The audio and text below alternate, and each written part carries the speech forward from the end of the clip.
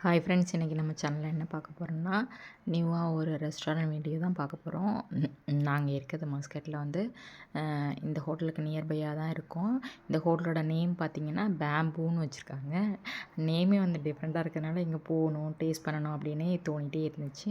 அதனால் நேற்று வீக்கெண்டுன்றதுனால லன்ச் அங்கே போகலாம் அப்படின்னு பிளான் பண்ணிவிட்டு லன்ச்சுக்கு போனோம். போனால் வெளியவே பார்க்கும்போது சூப்பராக இருந்துச்சு. நாங்கள் போகும்போது கூட்டமே இல்லை, நார்மலாக தான் இருந்துச்சு. ஒரு 4, 5 பேர் சாப்பிட்டுட்டு இருந்தாங்க. நாங்கள் போயிட்டோம். போயிட்டு எங்களுக்கு என்ன ஃபேமிலி ரூம்ஸ் மாதிரி இருந்துச்சு. அங்கே நாங்கள் செட் பண்ணி உட்காந்துக்கிட்டோம்.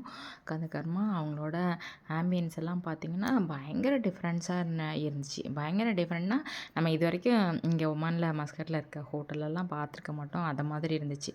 ஃபார் எக்ஸாம்பிள் எப்படி சொல்கிறதுன்னா, இப்போ பிளேட்டு, ஸ்பூன்ஸு, அவங்க சர்வ் பண்ணுற அந்த டைப்பு, அது எல்லாமே வந்து பயங்கர டிஃப்ரெண்ட்டாக இருந்துச்சு. நீங்களும் ஒரு தடவை விசிட் பண்ணி பாருங்கள். என்னடா ஹோட்டலுக்கு இது பண்ணுறேன்னு பார்க்காதீங்க. அது மாதிரி ஃபுட்டுமே வந்து சூப்பு, லாலிபாப், இது மாதிரி எல்லாமே டிஃப்ரெண்ட்டாக வந்து ஆர்டர் பண்ணியிருந்தாங்க குட்டீஸ் வந்து. அவங்களுக்குமே நல்ல டேஸ்ட் வைஸ் நல்லா பிடிச்சிருந்துச்சு.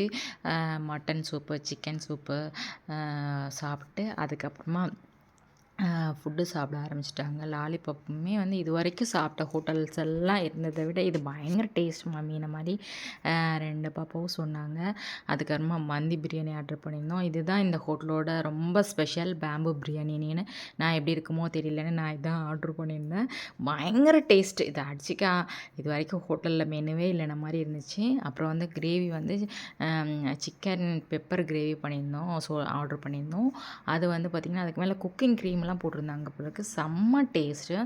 அப்புறம் வந்து அவகோடா ஜூஸு, பொமக்ரானட் ஜூஸ், இந்த மாதிரிலாம் எடுத்துக்கிட்டோம். அதுவுமே எப்படி அவங்க இவ்வளோ டேஸ்ட் கொண்டு வந்திருக்காங்கன்னே கண்டே பிடிக்க முடியல. குட்டீஸ் எல்லாம் நல்லா என்ஜாய் பண்ணி சாப்பிட்டாங்க. நாளைக்கு எப்படி என்ன நடக்கும்னு தெரியல. ஏன்னா இன்றைக்கி நல்லா ஜூஸ் எல்லாம் குடிச்சிருக்காங்க.